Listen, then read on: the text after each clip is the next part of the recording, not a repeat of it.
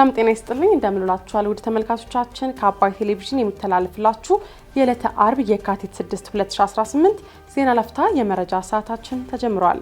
አቶ ጀዋር መሐመድ በተቃዋሚነት ስም በሀገር ደህንነትና ጥቅም ላይ ጥላቻን እያሰራጩ ነው ሲሉ አቶ ጌታቸው ረዳ ትችት መሰንዘራቸውን የተባበሩት መንግስታት ዋና ጸሐፊ አንቶኒዮ ጉተሬዝን ጨምሮ የተለያዩ ሀገራት መሪዎች ለ39ኛው የአፍሪካ ህብረት ጉባኤ አዲስ አበባ መግባታቸውን በመቀለ ከተማ ትናንት ምሽት በሰው ህይወት ላይ ጉዳት አላደረሰም የተባለ የፈንጂ ፍንዳታ መከሰቱ መሰማቱን ጨምሮ ሌሎች መረጃዎችን ይዘንላችሁ ቀርበናል። ዜናዎችን እየመራው ሀና ፍሳ ከናንተ ጋር ቆይታ አድርጋለሁ። አብራችሁን ቆዩ። አቶ ጀዋር መሐመድ በተቃዋሚነት ስም በሀገር ደህንነትና ጥቅም ላይ ጥላቻን እያሰራጩ ነው ሲሉ አቶ ጌታቸው ረዳ ትችት ሰነዘሩ። የጠቅላይ ሚኒስትሩ የምስራቅ አፍሪካ አማካሪ ሚኒስትር አቶ ጌታቸው ረዳ ጀዋር ራሱ እንደ ፖለቲከኛ አክቲቪስት ቢያስቀምጥም አቋሙ ግን በብሔራዊ ደህንነትና በስልታዊ ጥቅሞች ላይ ጥላቻ እንዳለበት ይጠቁማል ሲሉ ትችት ሰንዝረዋል። አቶ ጌታቸው ረዳ ትናንት ምሽት የካቲት 5 ቀን 2018 ዓ.ም በእንግሊዝኛ ቋንቋ በግላቸው ድረገጽ ላይ ባሰፈሩት ጽሑፍ በጠቅላይ ሚኒስትሩ ላይ ያለህን የግል ተቃውሞ ከኢትዮጵያ የረጅም ጊዜ ስልታዊ ጥቅሞች ጋር አዳብለ የምታቀርብበት መንገድ በእውነት የሚደነቅ ነው። ገዢውን ፓርቲ መጥላት በገዢው መንግስትና በብሔራዊ ጥቅሞች መካከል ያለውን ልዩነት ከመለየት ነፃ አያደርግም ሲሉ ገልጸዋል።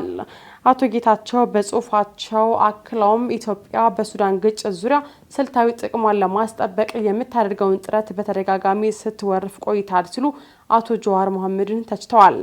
በሱዳን እየታየ ያለው አሳዛኝ ሁኔታ በባህር ጣልቃ ገብነት እየተባባሰ መምጣቱ ግልጽ ነው ያሉት አቶ ጌታቸው ረዳ በከባድ ጂኦፖለቲካዊ ፉክክር በሚታወቅ ቀጠና ውስጥ ኢትዮጵያ እንደ ተግብሮ ተመልካች መሆን አለባት ብለህ ታምናለህ በማለትም ጥያቄ አዘል ትችት ለአቶ ጀዋር ሰንዝረዋል። አቶ ጌታቸው ረዳ ባሰፈሩት ጽሑፍ በውክልና ፉክክር ድንበር ተሻጋሪ የደህንነት ስጋቶችና በሀገሮች መካከል እኔ ካላሸነፍኩ አንተ መሸነፍ አለብህ በሚባልበት እንዲህ አይነት ምቾት ማጣት በጎነት አይደለም፣ ይልቁንም ተጋላጭነት ነው ብለዋል። የኢትዮጵያ የረጅም ጊዜ ብሔራዊ ጥቅሞች ለጊዜው ስልጣን ላይ ካለው ፓርቲ የተለዩና የሚበልጡ ናቸው ያሉት አቶ ጌታቸው ታማኝነት ያለው አማራጭ ኃይል ደግሞ እነዚህንና ሁለት ነገሮችን የመለየት ብቃቱን ማሳየት ይኖርበታል። አንተ ግን ይህን ልዩነት ለማድረግ እየከሸፈ በሚመስል ሁኔታ አቅም እንደሌለ አሳይታል በማለት ጠንከር ያለ ትችትም ሰንዝረዋል። ከትናንትና በስቲያ ወደ አዲስ አበባ ባለስልጣናትን የላከችው ሳውዲ አረቢያ ትናንት ደግሞ በኤርትራ ውይይት አካሄደች። የሳውዲ አረቢያ ምክትል የውጭ ጉዳይ ሚኒስትር ዋሊድ አብዱል ከሪም አልካራጅ ትናንት ሐሙስ የካቲት 5 ቀን 2018 ከኤርትራው ፕሬዝዳንት ኢሳያስ አፈወርቂ ጋር በአስመራ ተገናኝተው መወያየታቸው ተገልጿል። ከትናንትና በስቲያ የካቲት 4 ቀን 2018 የውጭ ጉዳይ ሚኒስትሯን ወደ አዲስ አበባ የላከችው ሳውዲ ትናንት ደግሞ ምክትል የውጭ ጉዳይ ሚኒስትሯን ወደ አስመራ ልካለች። ሳውዲ አረቢያ በአፍሪካ ቀንድ ቀጠና ፖለቲካዊና ኢኮኖሚያዊ ጉዳዮች ላይ ሰፊ እንቅስቃሴ የምታደርግ ሀገር እንደመሆኗ በቀንዱ ላይ ተጽዕኖዋ የጎላ መሆኑ ይታወቃል። በተለይም ኤርትራ፣ ሶማሊያና ግብጽን በሚመለከትም የሳውዲ አረቢያ የውጭ ጉዳይ ፖሊሲ በትብብር ላይ የተመሰረተ እንደሆነ ሲነገር የቆየ ሲሆን ይህ የሳውዲ ባለስልጣናት የአዲስ አበባና የአስመራ ጉብኝት የቀጠናውን ውጥረት ለማርገብ ያለመ ሊሆን እንደሚችልም ይጠበቃል። ባሳለፍነው ረቡዕ የካቲት 4 2018 የሳውዲ አረቢያው የውጭ ጉዳይ ሚኒስትር ሉል ፋይሰል ቢን ፋርሃን ወደ ኢትዮጵያ መጥተው ከጠቅላይ ሚኒስትር አብይ አህመድ ጋር በአዲስ አበባ በተወያዩበት ወቅትም በሁለትዮሽ እንዲሁም ደግሞ ቀጠናዊ ጉዳዮች ዙሪያ መወያየታቸውን ጠቅላይ ሚኒስትር አብይ አህመድ መግለጻቸው አይዘነጋም። የኤርትራው ፕሬዝዳንትና የሳውዲ ምክትል የውጭ ጉዳይ ሚኒስትርም በተመሳሳይ በቀጠናዊ ጉዳዮች ላይ መነጋገራቸውን የተገለጸው የኤርትራ ሰራዊት ተቆጣጥረዋቸዋል ካላቸው የኢትዮጵያ ሉዓላዊ ግዛቶች እንዲወጣና ለድርድር ዝግጁ እንዲሆን የኢትዮጵያ የውጭ ጉዳይ ሚኒስቴር ቅዳሜ ጥር 30 ቀን 2018 ዓ.ም ለኤርትራው የውጭ ጉዳይ ሚኒስትር በጻፈው ደብዳቤ ጠይቆ ነበር።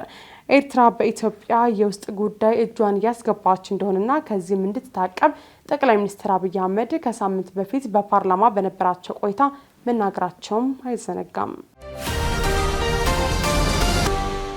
የተባበሩት መንግስታት ዋና ጸሐፊ አንቶኒዮ ጉተሬዝን ጨምሮ የተለያዩ ሀገራት መሪዎች ለ39ኛው የአፍሪካ ህብረት ጉባኤ አዲስ አበባ ገቡ።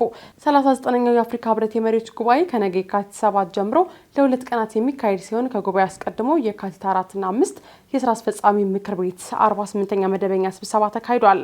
48ኛው የአፍሪካ ህብረት የስራ አስፈጻሚ ምክር ቤት መደበኛ ስብሰባም ለ39ኛው የሀገሪቱ መሪዎች ጉባኤ ስኬት መሰረት የሆኑ ውሳኔዎችን በማሳለፍም በትናንትናው ዕለት መጠናቀቁን መዘገባችን ይታወሳል። ነገ የሚጀምረው 39ኛው የህብረቱ የመሪዎች ጉባኤ ዘላቂ የውሃ አቅርቦትና ደህንነቱ የተጠበቀ የንጽህና አጠባበቅ ስርዓቶችን ማረጋገጥ ለአጀንዳ 2063 ግቦች ስኬታማነት በሚል መሪ ሀሳብ ይካሄዳል።